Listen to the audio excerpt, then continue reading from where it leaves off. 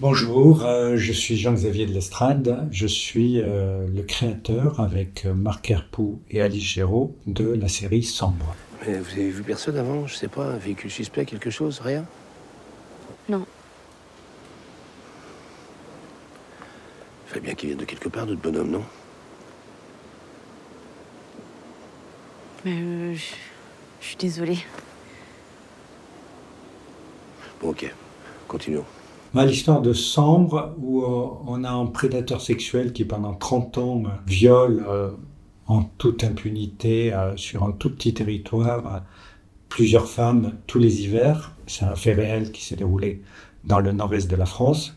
Des histoires comme celle-là, je pense qu'il y en a partout. Et je pense que ce sont des histoires universelles. La société, pendant des décennies, a fermé les yeux sur la violence sexuelle, et singulièrement la violence sexuelle faite aux femmes. Je pense que dans toute l'Europe, si on creuse bien, on trouve la même chose. Entre 1988 et 2018, on voit bien comment la société évolue vis-à-vis de la violence sexuelle. En 1988, les femmes qui débarquent dans le commissariat sont à peine entendues, à peine écoutées. La violence sexuelle, c'est accessoire. En 2018, ça a changé. Et en même temps, pourquoi on a mis 30 ans à l'arrêter? Parce que l'homme qu'on recherche, pendant des décennies, on nous a mis dans la tête que les prédateurs sexuels étaient des personnes qui étaient en dehors de la société, pas du tout intégrées.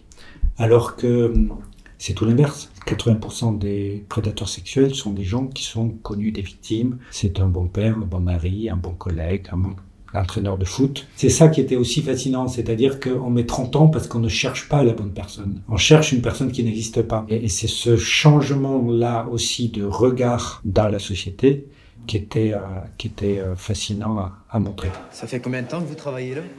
Enzo, il est né ici. Il a poussé son premier cri dans l'usine. Putain, ouais, c'est vrai. Hein. Là, je suis arrivé là, j'avais quoi? J'avais à peu près ton âge, quoi. Ouais. Moi, je connais tout le monde ici, moi. Tout le monde. Et tout le monde connaît Enzo. C'est bon. Ça. Je suis pas trop à l'aise avec rendre hommage aux victimes parce que c'est une série qui vise à leur rendre une voix, à leur rendre une dignité. Et évidemment, quand on travaille à partir de faits réels, de personnages du réel, on essaye de faire en sorte que une série, une œuvre de fiction ne cause pas plus de dégâts qu'il y en a déjà eu. Parce que ça peut être aussi à relater à nouveau ce type d'histoire. Donc il s'agissait là d'être très attentif à ça. On ne voulait pas non plus qu'il y ait une victime qui soit elle-même stigmatisée d'une certaine manière et mise trop en avant. Donc le personnage de Christine a été construit à partir de 3 ou 4 différentes victimes pour faire un personnage de fiction, mais qui est nourri de centaines de détails et de faits. Il ne fallait pas que seulement l'une d'entre elles puisse se reconnaître et soit trop exposée. Il y avait ça aussi comme ambition dans la série, c'était de pouvoir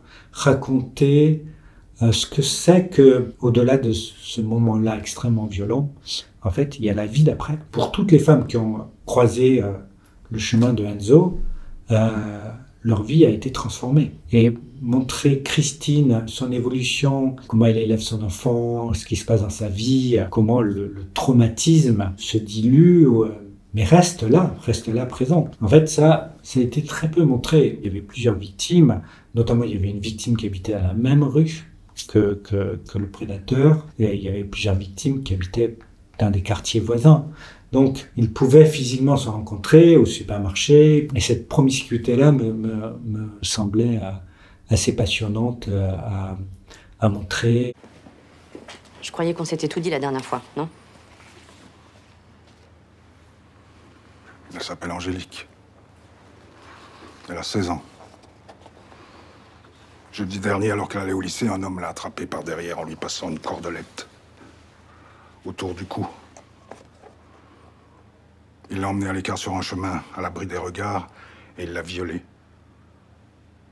L'homme qui lui a fait ça est celui que je recherche, c'est le même qui vous a agressé en 1988 et il sévit toujours. Vous comprenez ce que je veux dire? Il est toujours là. C'est surtout pour la comédienne, enfin, c'est un travail complexe. Comme C'est un personnage qui est dans le déni, qui masque, et en même temps, elle ne sait pas ce qu'elle masque. Et ce point d'équilibre est quand même très subtil et très mystérieux à trouver pour une comédienne.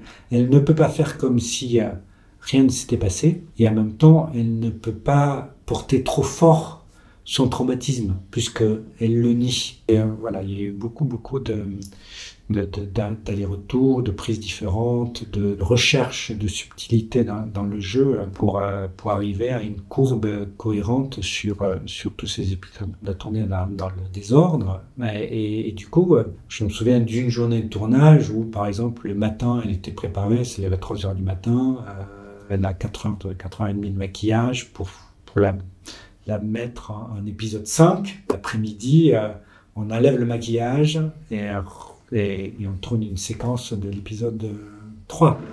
Merci monsieur, vous pouvez partir. Merci.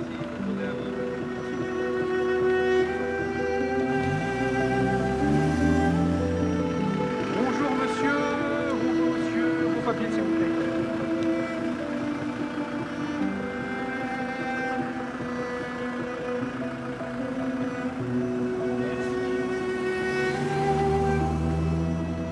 On est dans le prototype du héros presque des films des années 50 hollywoodiens, qui lutte tout seul contre la machine institutionnelle. Ce sont des grains de sable qui viennent gripper un peu la machine, mais bon, pas suffisamment pour que la machine se détériore. Mais la juge d'instruction qui vient lutter, qui essaie de faire avancer, la maire de la ville aussi, qui prend conscience de l'ampleur des agressions et qui veut faire bouger les choses. Cette jeune scientifique en Belgique qui au début ne veut pas vraiment rentrer dans l'histoire, mais finit par y rentrer, par se passionner, par tomber dedans, par être fasciné par ce dossier et par la souffrance de toutes ces victimes, et qui s'approche très près du prédateur, du violeur, et finalement, tous ces personnages sont comme ici. Enfin, ils sont presque broyés par la machine. Un des plans finalement presque les plus émouvants de la série, c'est un long travelling sur un dossier qui vient se perdre dans les archives.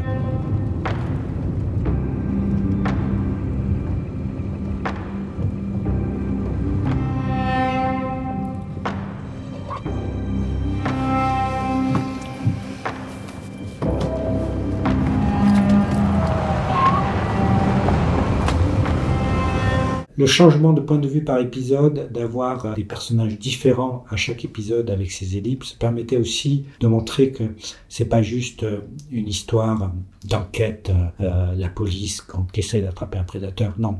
Ces histoires-là, c'est un fait social. Ça concerne toutes les strates de la société. On a les victimes, mais on a la justice, la police, le politique.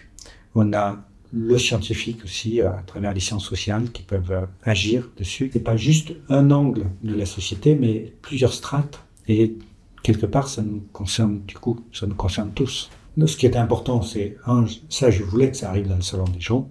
La deuxième chose, je crois que on doit à tout le monde, quand on s'attaque à un sujet pareil, on doit une vraie sincérité et s'approcher au plus près de la vérité. C'est surtout ça, en fait, la responsabilité. Elle est là. J'ai envie que chaque fois les spectateurs, quand ils regardent la série, aient le sentiment qu'on ne triche pas avec eux.